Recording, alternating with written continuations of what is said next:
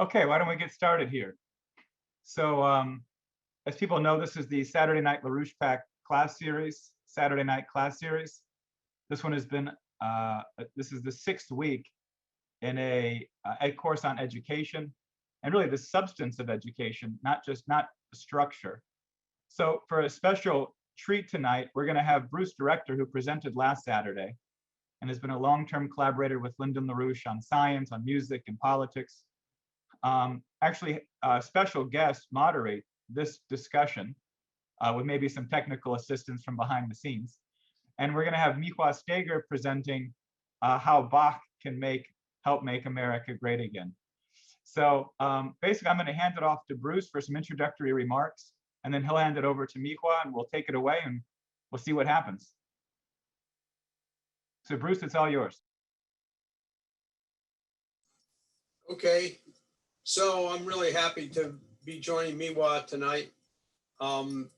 As Mike indicated, this is actually the final class in the series of classes we've been having on education, and is going to take up the subject of why we have to teach classical music at all levels in our educational system, from the earliest years, preschool years, all the way up through the final years of high school and continuing, so that hopefully music becomes an integral part of everyone's life as they continue on into adulthood.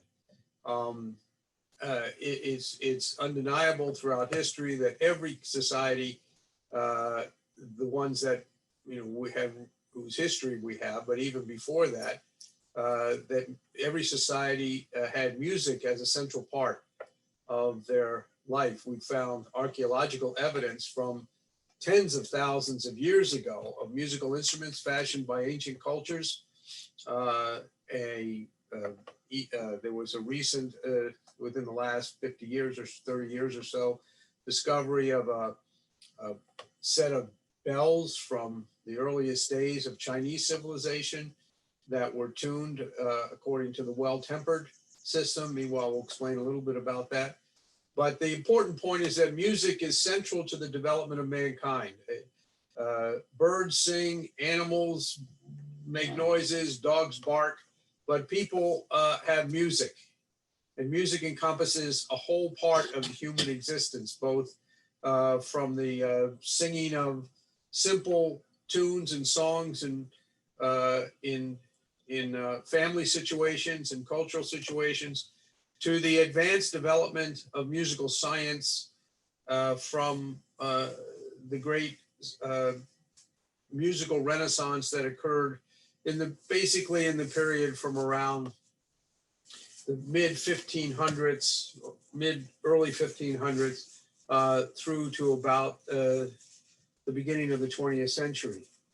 And I know that My-Hoa is going to focus particularly on the work of Bach tonight, because it's played such a central role, both in terms of bringing it forward, all the developments of human knowledge about music up to that point, and really set the stage for a whole revolution. And hopefully, as you see tonight, from what you'll hear, you'll be both eager to make sure that music takes a central part in American education, and also be a little bit angry that you were denied this and your children are denied this right now. But we can get into the question and answer period, some of the history about the role of music in society and education. But I think it's quite apt what Mike said, is that music will make America great again. And I think My-Hoa will convince you of that. So let's get started. I'll turn this over to My-Hoa. And then after her presentation, I'm sure there'll be plenty of questions and discussion. So take it away, My-Hoa. Okay, I certainly will. Now let me just make sure I can be heard. Am I okay? Yep, it's great. Okay, great. So hello everyone, my name is My-Hoa. I am very honored to be here, very excited to really unfold to you what has been a great passion and love of my own for many decades, which came to be more conscious, certainly after I met Lyndon LaRouche some almost 20 years ago. But I'm very proud of the title of this presentation, which is Why Bach Can Make America Great Again. Because I think many people out there, before we get into the music and the investigation of the music, I really want to set the tone for how to think about this, because many people are wondering how we can surmount the challenges that we have before us, the challenges that we're confronting as mankind, as a totality. We've certainly overcome many things over the years, but there are challenges in front of us. And one of the questions that we all have to ask ourselves is, what is going to be our contribution to the living process of creation? We are a fundamental part of that. When we investigate these minds, we participate in what is an active living process of creation. And we can choose to embody the best of history, the best of human civilization, or we can choose to identify with the worst sides of humanity. So one thing Mr. LaRouche kept emphasizing in his discussions with us, either privately or publicly in all of his speeches, is really how will we have spent our lives? We all confront that question at one point or another, whether it's a new birth in the family, a death, our own life in terms of the path that we intend to take, the paths that we have taken. So these are the fundamental questions in terms of the subject that we're going to investigating today. And many people are asking that, like I said at the beginning, what can they do to solve the problems of today? What can be done? And I think the fundamental question is rather asking the question, how? How can we begin to address the challenges? How can we change the path that mankind is on? And there are no literal answers to that. There's only discovery, and the communication and transmission of those discoveries.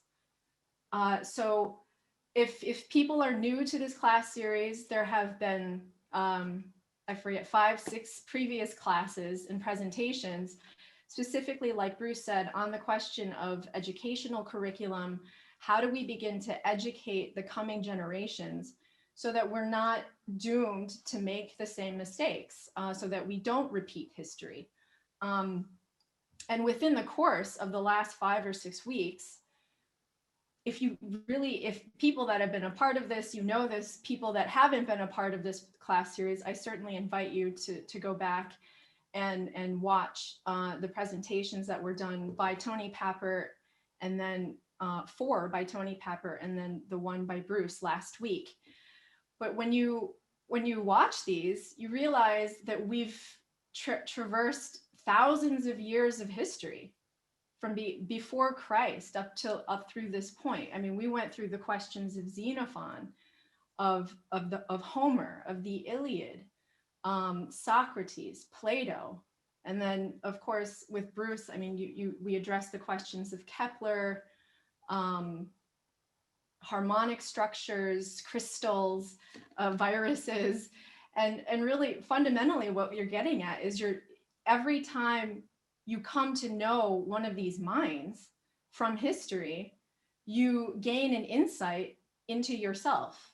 You gain an insight into who you are as a person, and the process of the development of history that certainly gave a gift to you to be able to continue that so-called tradition. I don't necessarily want to call it tradition.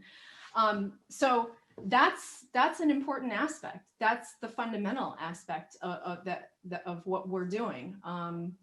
And the point of this educational series and one of the main objectives and goals is to produce a more powerful citizenry, a happier, more powerful, and more capable citizenry that can really propel mankind in a productive and transformative fashion 50 to 100 years into the future.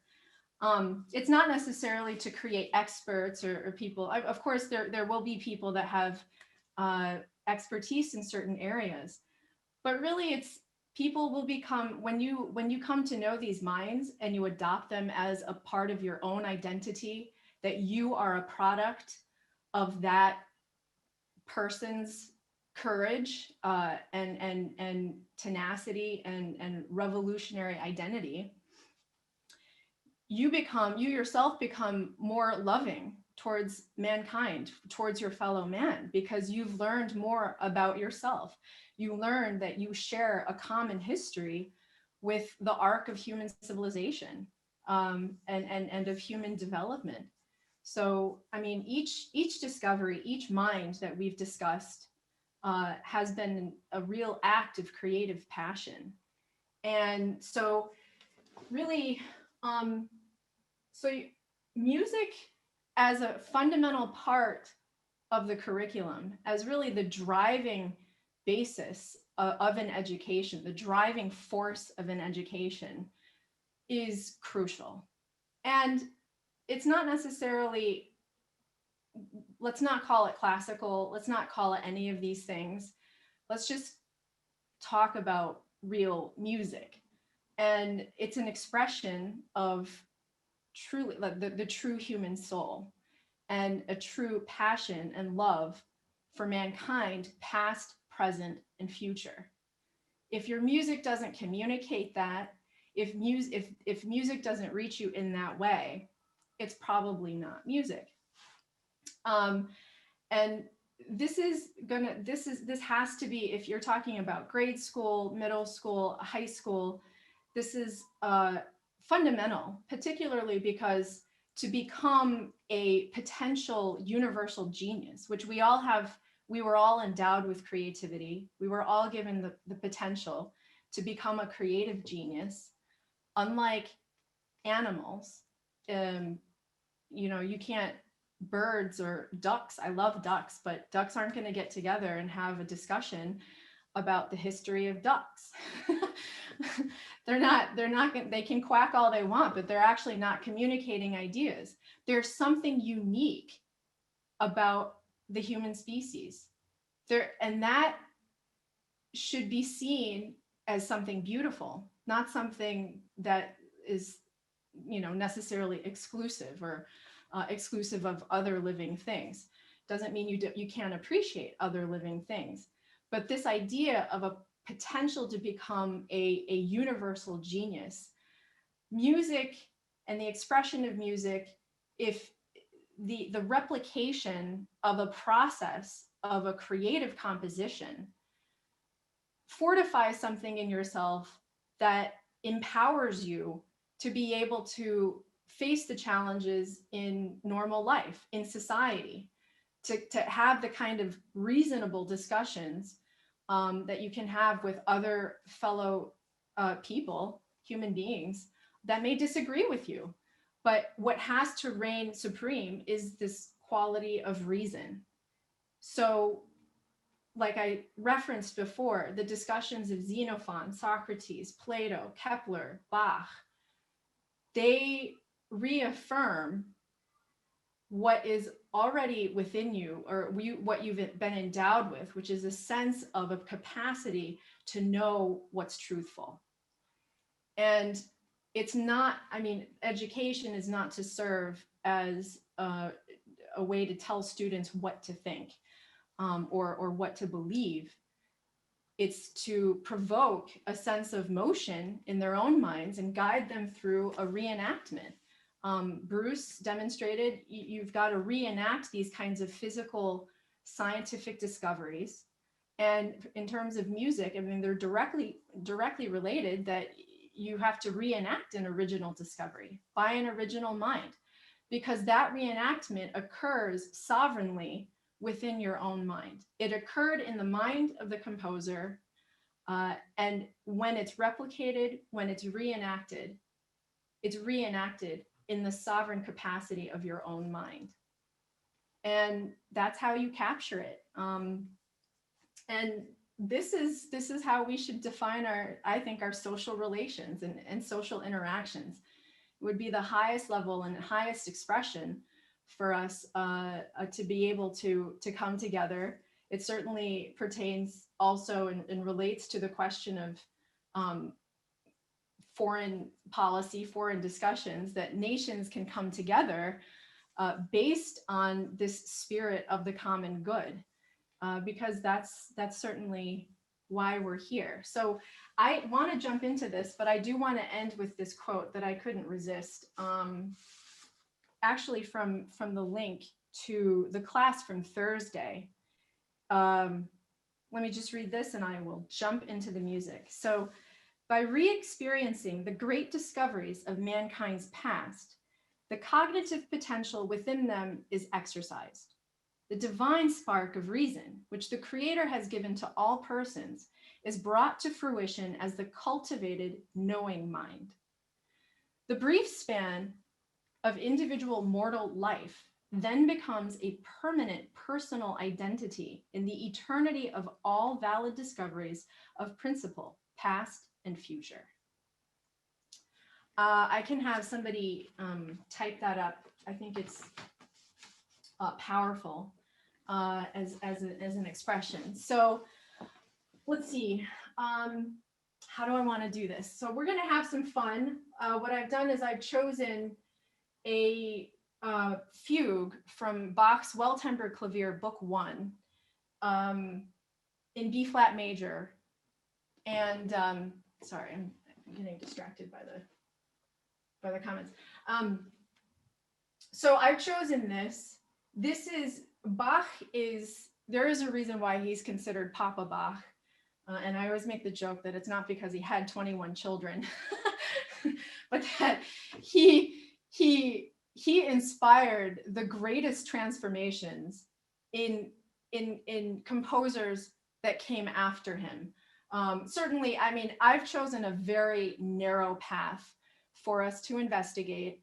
There's a lot of broad aspects of what we could cover. There are a lot of other things that we could investigate, which we will in the future. But for this purpose of this class series, as a certain conclusion to what has come before, I've chosen a very narrow path.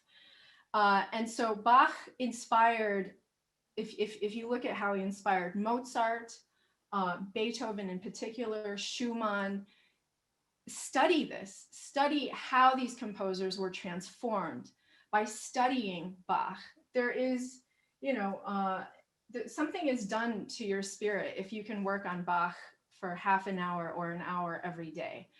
To me, I was telling my husband this earlier, it really, for me, it feels very much like going home. Every time I play Bach, it's going home. You feel like you've settled into a place where you come from.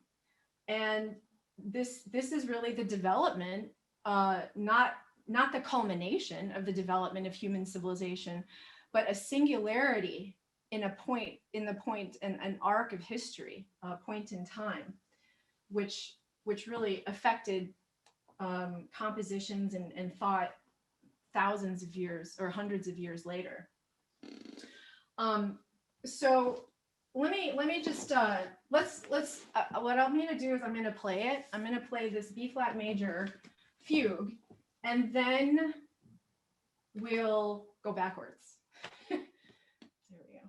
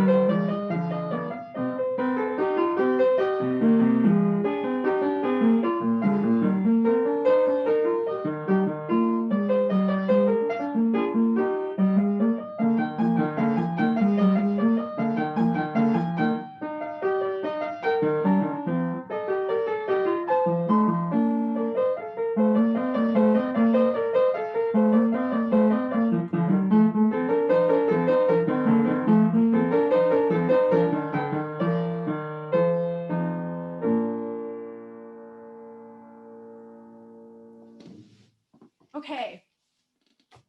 So that's Bach's fugue in B flat major.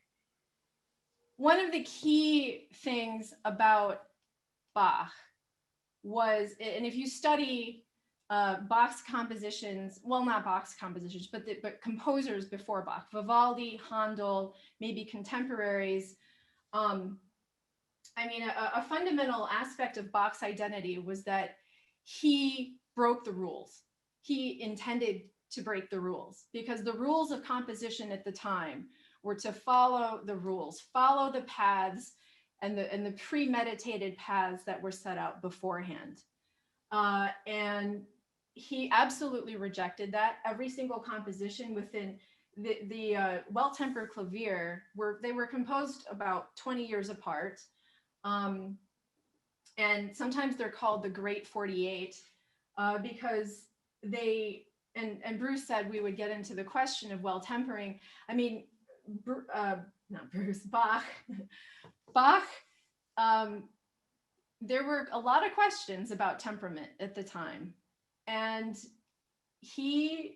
every single one of these compositions demonstrates that within Bach's time, he had conceived of a nature of tempering that demonstrated the lawful nature of the physical universe in terms of the lawful harmonic relationships. And we can get into Kepler at a certain point down the line. But right now, what I want to focus on is something that can be made extremely transparent to the listener and to the audience, which is that, well, what is music based on? What is this instrument that I have in front of me? This is you know, this is an instrument that, what is it supposed to be imitating? And fundamentally, it is the human voice. Every single person on this call, every single person on this Zoom meeting, if you have a voice, you are able to sing. And that may be a shocker to you. Maybe nobody's ever told you that. Maybe somebody told you the exact opposite, that you can't sing. But I always tell people, just give me 5 minutes and you'll be able to do something that you never did before, which is sing, to be able to sing something. Every single one of us was born with an instrument, and it's the instrument that you have, which is your voice. And so what's primary in these compositions is the question of voice, is the question of vocal polyphony. Polyphony, for people that don't know, is multiple voices. So what I have, what you hear, and I have actually, I've created sort of a map for people to make it more apparent. I'm not going to bring that up quite yet because I want people to just hear certain elements of what was brought together within this composition. And for right now, I mean, I think it's a 3-voice fugue. So that means you have 3 distinct voices that Bach has chosen. In this case, I believe, and anybody that studied this, I'm still debating on the 3rd voice, but the first voice, the highest voice, would be soprano. The second voice would be alto. And the 3rd voice is either baritone or bass. And right now I'm going to stick with baritone. Baritone and bass have different registrations. They have different colors to their voices, and that's how they're physically shaped.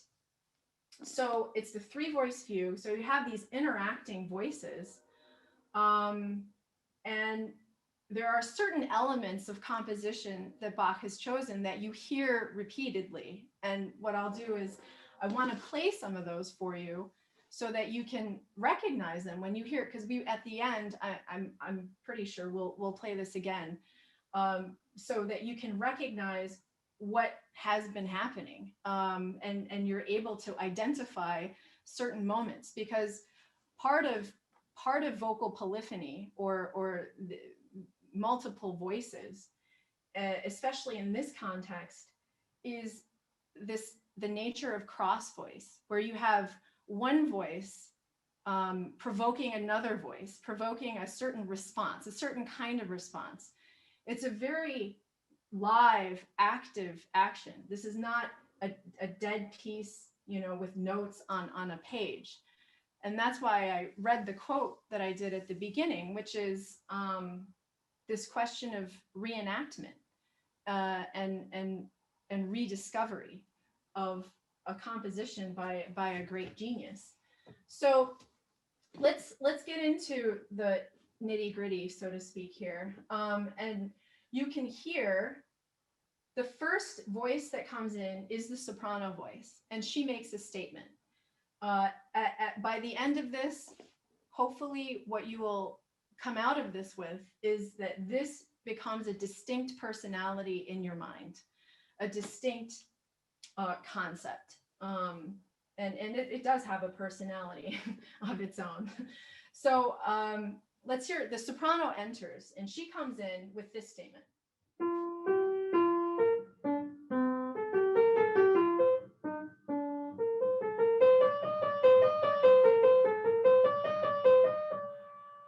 Okay. And then she goes on. And what happens when she does that? She provokes the second voice to enter, which is the alto voice. It's a lower female voice. So the lower female voice comes in with this.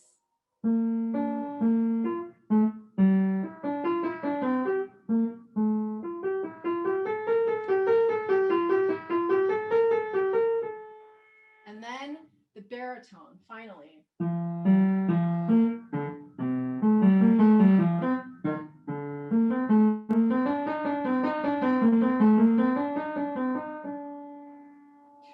So you heard all three voices. Did you hear the same exact thing? Are you bored because, oh, it's just the same thing? It's just repeat it, a soprano, then an alto repeats it, and then the baritone repeats it. No, they're distinct voices. So what you're hearing is a certain ambiguity. It's the same, but it's not, because it's being uttered by a different voice, which has different registers, has different colors.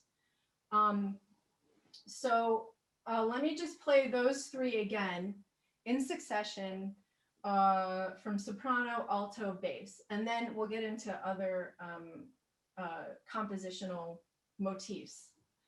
So here is the so-called theme or subject.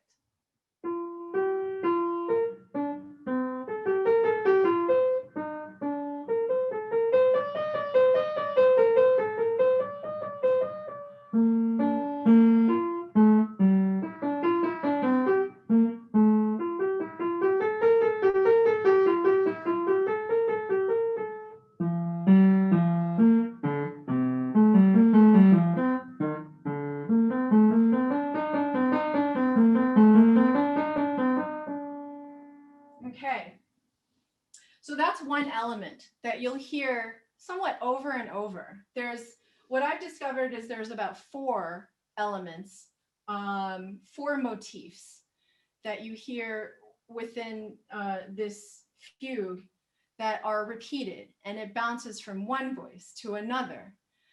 And the real question is that it's not arbitrary.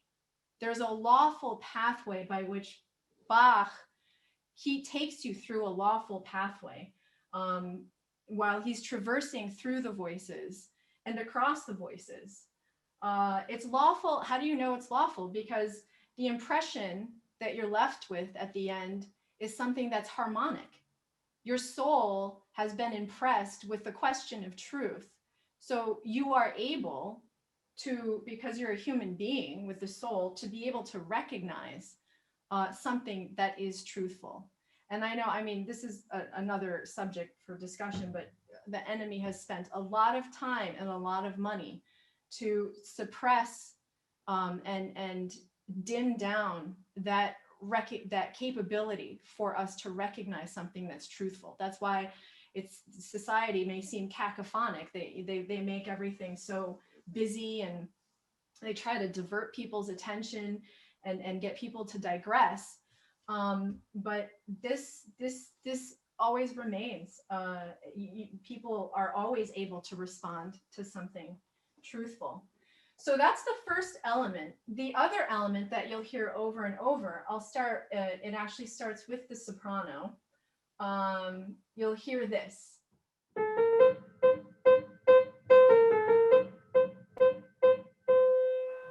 And then the alto comes in with that where.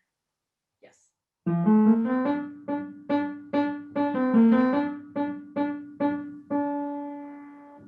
And the bass comes in with it at a certain point, and I'm looking for it, but I can't seem to find it right now. That's one element. That's the second element. Oh yeah, sorry.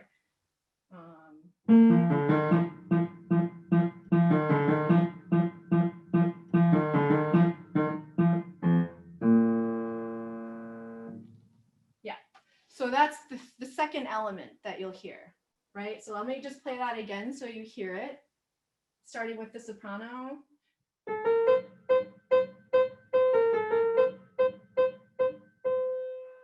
And the alto.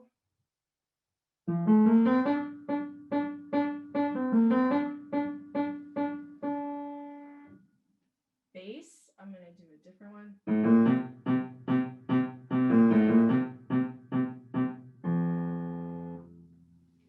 Okay, so now you've heard two elements, two motifs that really are the structure of this composition. The third one is sort of kind of a delightful one, which I always have to consider when I'm playing it. I'll do it again later. But it's a humorous element that's snuck in there that really is, it's kind of secretive, but it has to be considered as an equal because it has an equal voice. And so I'll start with the soprano. It's very short, so don't blink. So.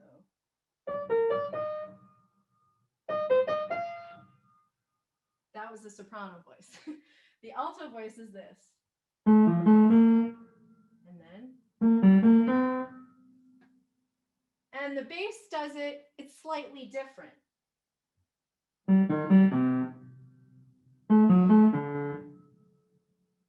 Okay, so I'll do it again. This is the third motif that you hear throughout.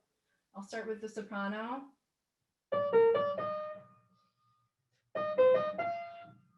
Okay, alto. And then the bass.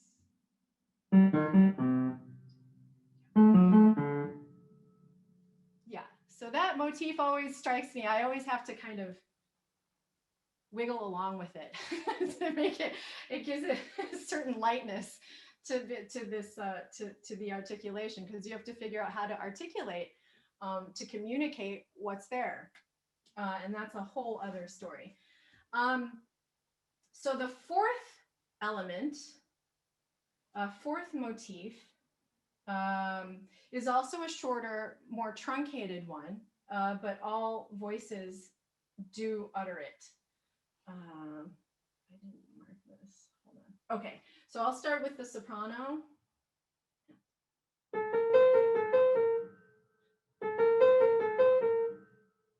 Right, alto.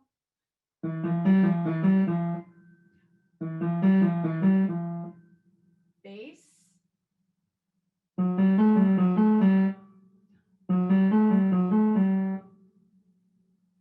So I'll do that again. So this is now the fourth motif built within this composition. So I'll start again with the soprano. Here she says.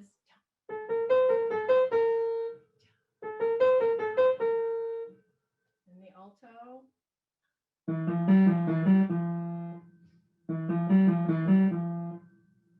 Bass.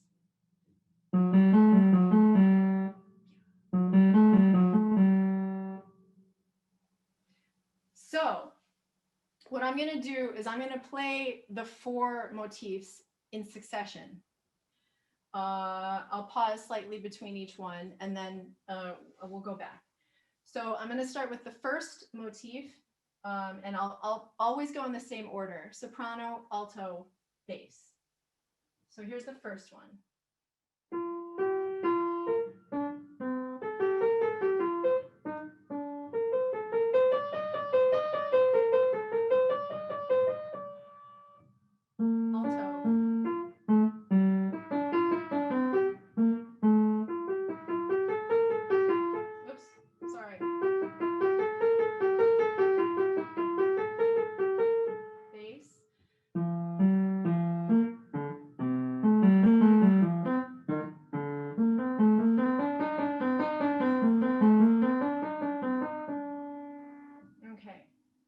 That's the first motif. The second one that we introduced, or Bach introduced, is that starting with the soprano,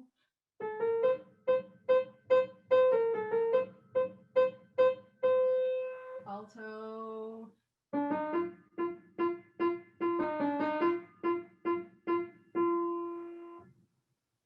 bass. Oops, yeah.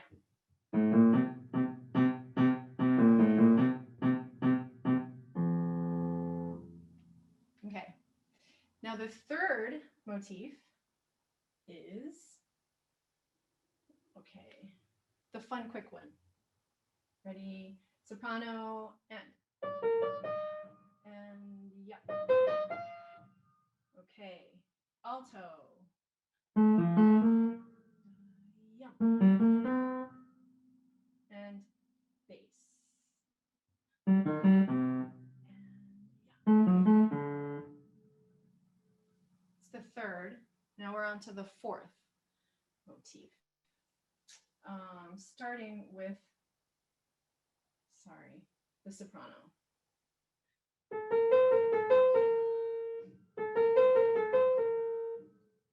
Alto.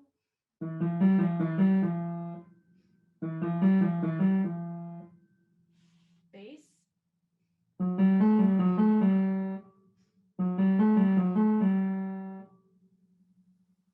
Okay. So what I would like to do is for the map that I made to be posted, if we can screen share.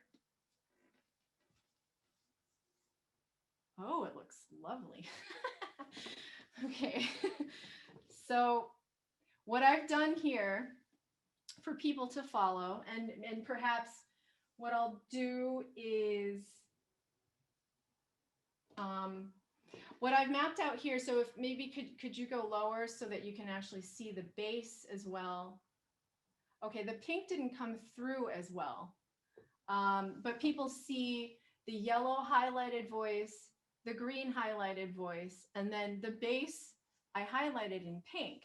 It's not showing up as well, but I think you get the idea. This is pedagogically one of the most direct fugues we could be investigating. It was perfect for this class series. So maybe Bach composed it for us because it's distinctly vocal. I think originally it was written for harpsichord. But what I'd like to do, because really the foundation of this music is the voice. The voice is primary. That I'd like you to stick with me. We're going to get into this. I want you to hear the voices, hear what the voices do. Now that we've gone through the certain elements that really make this a composition, make it a lawful, but motivically, thoroughly composed composition, meaning you don't have arbitrary elements introduced at any given time. It's an ordered expression. And certainly the reason why our soul, why we're able to receive it, is because it's truthful. It expresses a quality of truth. because you come to know the nature of the universe. So what I'm going to do, we're going to have some fun. We're going to go through the voices, and then we'll play around with bringing in a couple voices maybe at a time so you can hear the polyphony and the play, because it's very playful. And then at the end, we'll just hear the whole thing again. So let me play the soprano voice. She's a prominent voice. She carries a lot. Not to say that the other voices aren't necessary, but I'll start with the soprano voice. So you just follow, those that don't know, follow the yellow path. Okay, here we go.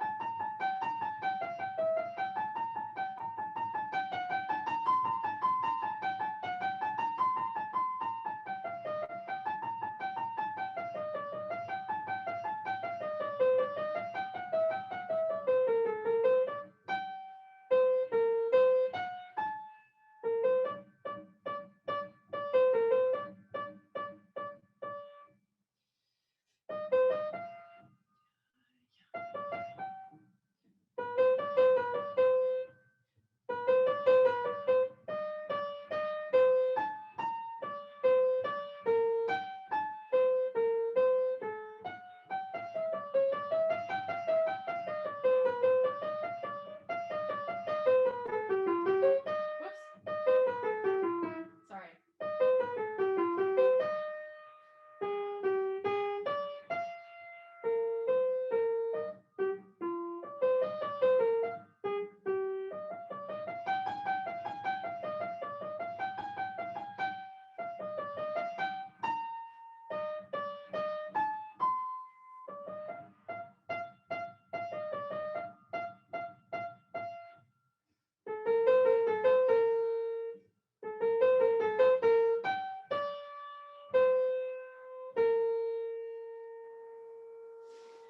So she sings, that's her aria throughout the entire fugue. That's her role. Let's hear the alto, and I'm just going to keep a track on time here. I don't really know what time it is. I'm going to move swiftly, so bear with me. Maybe we can cut into some of the question and answer time, but I want to make sure to have, okay, somebody's yelling. Okay, so here we go. Alto voice. Let's hear the whole thing.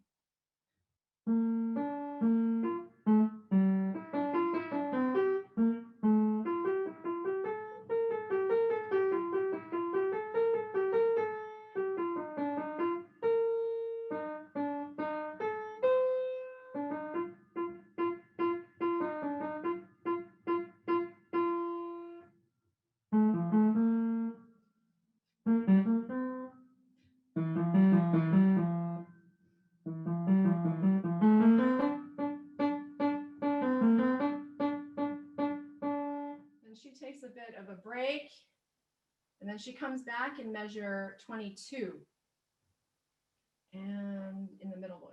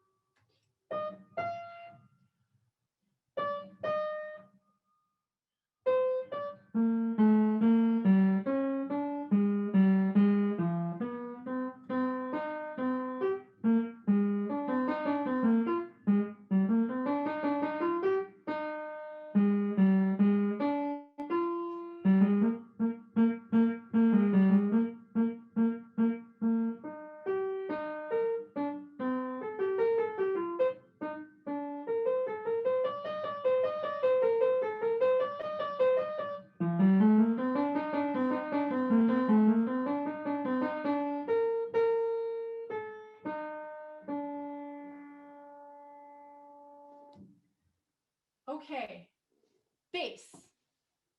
Go back to the measure 9 is where he comes in. And here's the basses aria. Ready?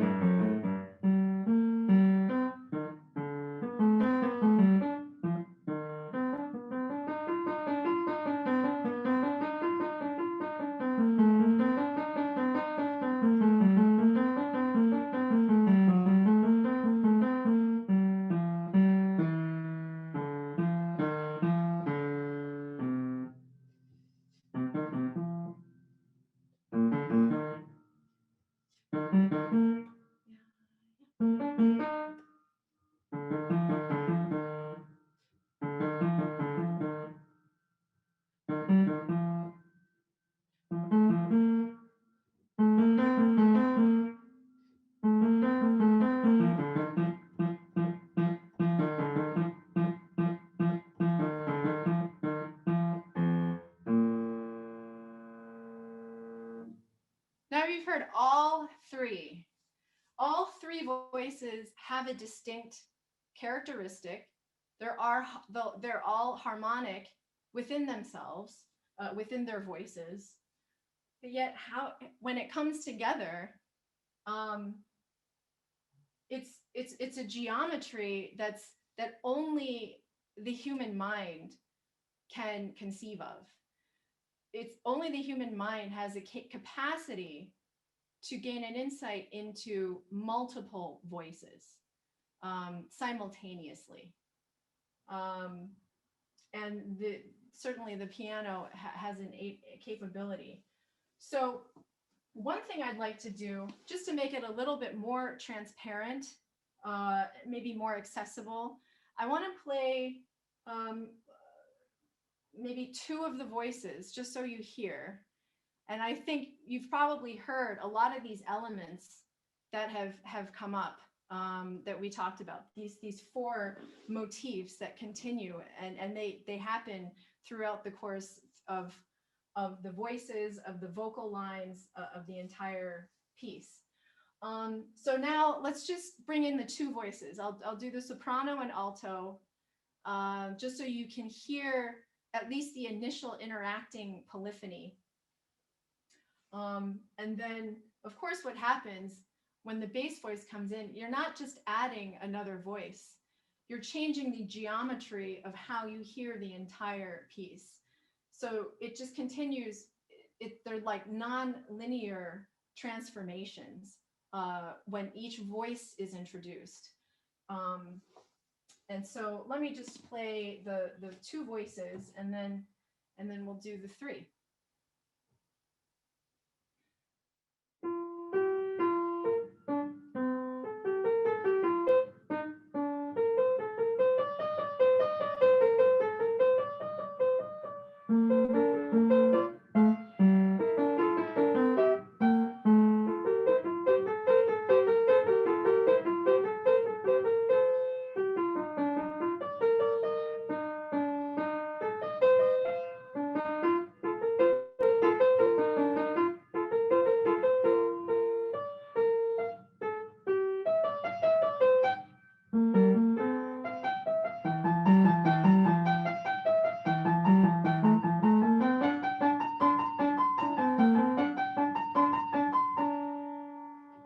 Stop there. So you get a sense of it. You get a sense of this interplay. And you hear the back and forth. One voice can provoke another. So, I mean, really, let's get back to the primary, like I said, which is the fact that it is the human singing voice. This is any great musician that I've ever met or ever worked with has always understood this principle. And it was something that was developed more intensively for me in terms of Lynn's writings, Lynn's conception, his own reflections on what's actually happening in the nature of our own mind in hearing this. But the fundamental element is to sing, because we, like I said at the beginning, we are born with an instrument. And in the course of your life, are you going to cultivate its potential? It's never too late. People can say maybe they're older or not, but the point is it's never too late. And so I really, really despise when people think of Bach's music as mathematical or mathematical, and they play it like a machine, which I certainly could do, but we don't want to go there. So let's hear all three voices. Let's go back to the beginning. People can follow, and we'll get into some questions and dialogue. So here we go.